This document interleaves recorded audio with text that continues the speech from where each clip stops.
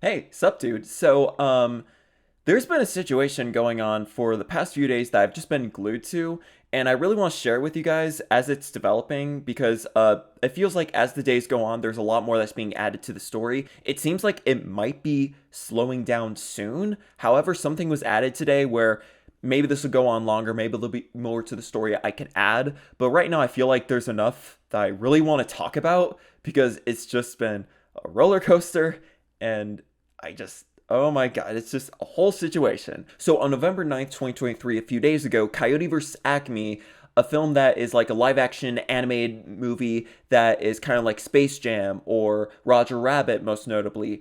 It was being screened for audiences. It was a finished film and it was being test screened, and the score was done, the animation was done, and it was shelved by Warner Bros. For a tax write off for $30 million. And immediately everyone jumped on them because this is not the first time Warner Bros. Has pulled something like this. Ever since David Zaslav has been put as CEO for Warner Bros., he's been noticeably turning a lot of films into tax write-offs. Most notably, Batgirl last year was supposed to release, and even though the film was finished, he turned into a tax write-off, which that was a whole fiasco. And on top of that, he also did the Scoob sequel that was supposed to come out. Like, it's been a lot since David Zaslav has taken over the company. He really took over Warner Bros. And immediately showed that he's a fucking asshole that hates movies. How's that way to start a video? And something that was said last year is after all those tax write-offs that happened on those movies, they basically told everyone, don't worry, we won't really be doing this ever again. Like, this is our one time of being goofy and just turning a lot of art into, funding for our fucking yachts. And they once again did it with Coyote vs. Acme. What is even crazier about this film being written off as a tax write-off is that it was produced and co-written by James fucking Gunn, who is currently the head of DC Studios that is a part of Warner Bros. So this film that he helped co-write and produce was turned into a tax write-off. And for a while, he didn't make any comments on this whole situation. I imagine there are some stuff written in ink where he can't really say anything very, very bad about Warner Bros. Since, especially because he's like the head of DC Studios, I'm sure there's stuff in place where he can't really straight up say fuck David Zaslav or this is bullshit. But he did recently post on his Instagram a photo of Coyote, and that is all we got from it. Also, I just want to add this. It's sad that this had to happen because Looney Tunes is a big part of Warner Bros. And for the past few decades, they've just been treating them like garbage. They do not want anything to do with the Looney Tunes. The only thing we've really gotten is Space Jam 2, and that's really all they want to do with the fucking Looney Tunes. They just want to make Space Jam 2 starring LeBron James. Something to add is that shortly after this news was first released, basically the filmmakers behind it, a crew member, posted online a big montage of all the work that they did on the film, and this was a big production. And by the footage that he released, this looked like it was going to be such a fun film that really felt like a live action. If it, how do I describe it? It really felt like a modern day Roger Rabbit, like an homage to something like that. And the sets they built are just gorgeous, and just you can tell there's so much passion that was put into this project. And watching that reel, that montage that was posted, it just looked like so much love was put into this film, and it's so sad that it had to be taken away from us, especially as they already passed the finish line. The CGI is done, and they were test screening it, which also the test screens that they had, a lot of people fucking loved this movie. People were calling it our modern day Roger Rabbit. The thing I said earlier, that's what some people were saying that actually got to see the movie. Like, people really loved this thing. So the fact that this movie that tested really positively was scrapped, it's just so disheartening.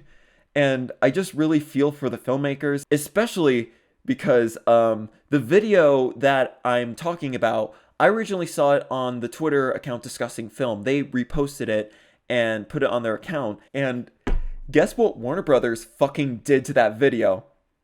Guess what they had the nerve? Guess what they had the fucking nerve to do to that video? I don't know if you guys can see my face, but they fucking copyright striked a movie that won't even come out. I'm not joking. They copyright striked the video that was on Discussing Films account of the montage of them working on set and all the stuff they did on that set. That is such a big fuck you. Like, that's fucking insane. The only way that I have this pulled up for the video right now is that someone on Twitter named Silver Point. That's just a weird way of spelling silver. Copyright claimed? Damn, would be a shame if someone posted a copy. And the copy is still online. If you want to see it, go to twitter.com. I'm not calling it X. I'm not giving into that bullshit.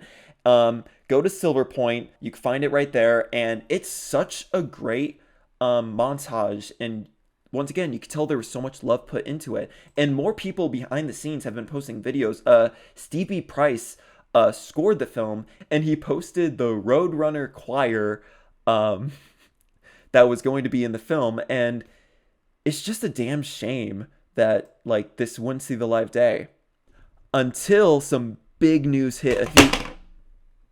The lighting fell.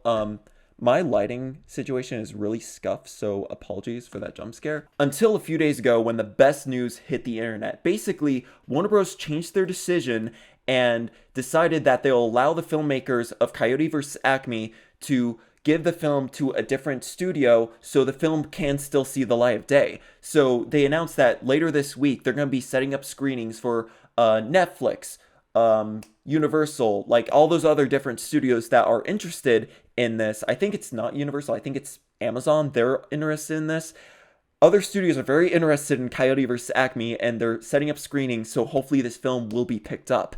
And that is so huge. Like, this is such a win for the filmmakers. This was a major loss for Warner Bros. Because this made them, oh my god, this made them look so goddamn bad. So them reversing course is so great because it shows me that bullying sometimes works. Yeah, bullying people that are just minding their own business and they're not doing anything bad, yeah, that's bad. You shouldn't bully. However, big corporations that are just fucking canceling movies like this and are basically fucking over artists, yes, bully them all day. Bully them all day long. I don't care. I support that kind of bullying. I think you should take those kind of people and, what do you do with those kinds of people?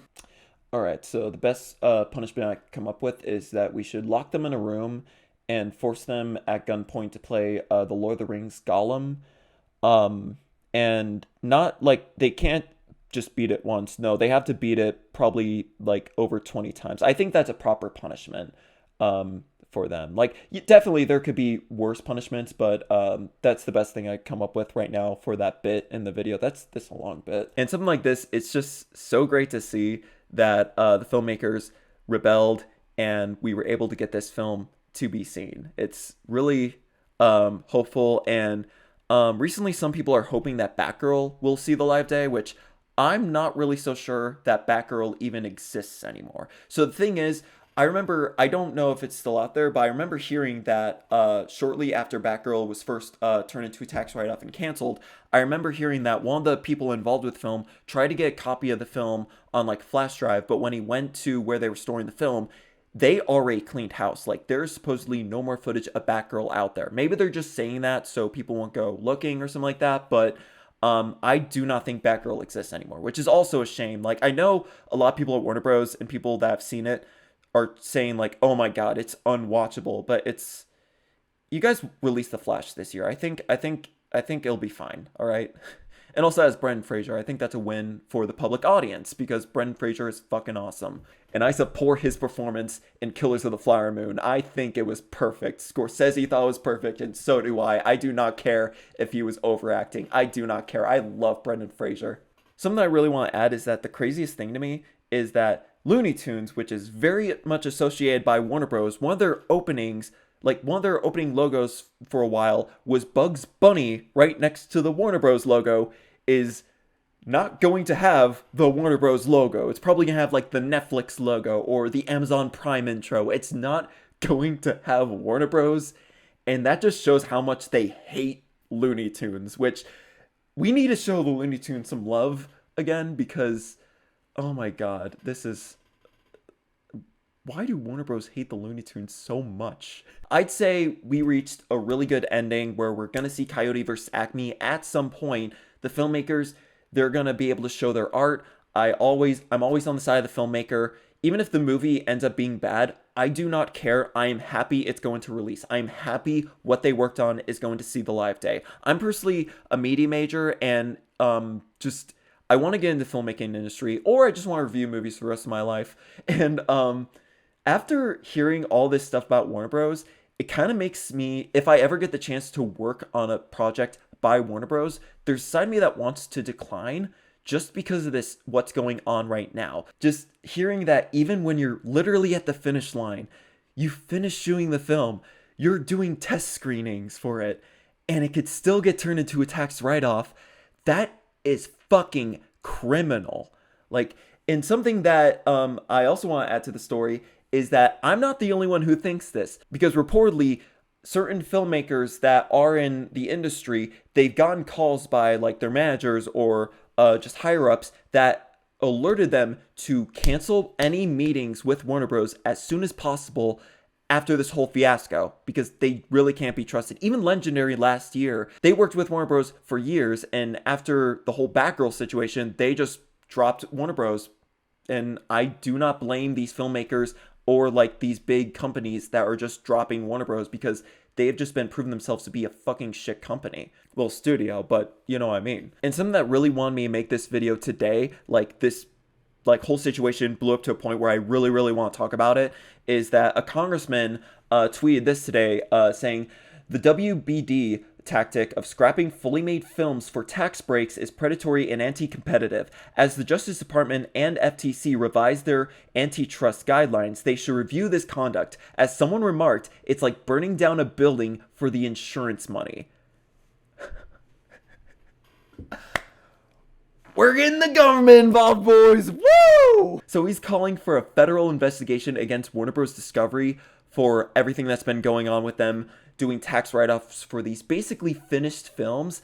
And this is the best news I've heard come out of this entire situation. Besides the film being seen, like it's gonna be released, this is crazy. This is actually a whole crazy ass situation. The thing is, I feel like there's gonna be more of this story, but I really wanted to talk about it just because I've just been keeping up with this for a few days now. And as a person that wants to get in this industry, I have friends that want to get into this industry. Like, we're all passionate for film, just the art form in general. And hearing stuff like this is really disheartening as we want to get in the industry. And yeah, like I said earlier, as long as David Zaslav is in control of Warner Bros. Discovery, if I ever get the chance to work on a project by them, I'm going to hesitate.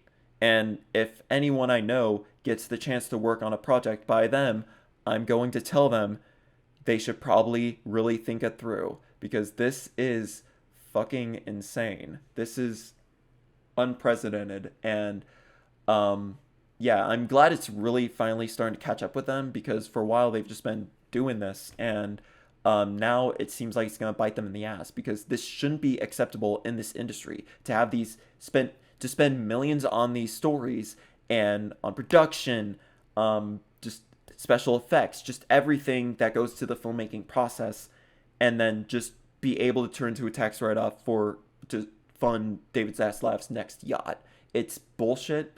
It is criminal, and I hope he gets canned from Warner Bros. ASAP, because this is it's a lot. So I want to make this video. I want to talk about it. I had a lot to say about it. I hope you guys enjoyed this video, but anyways, that's all for me. Hope you're doing well. See you, dude.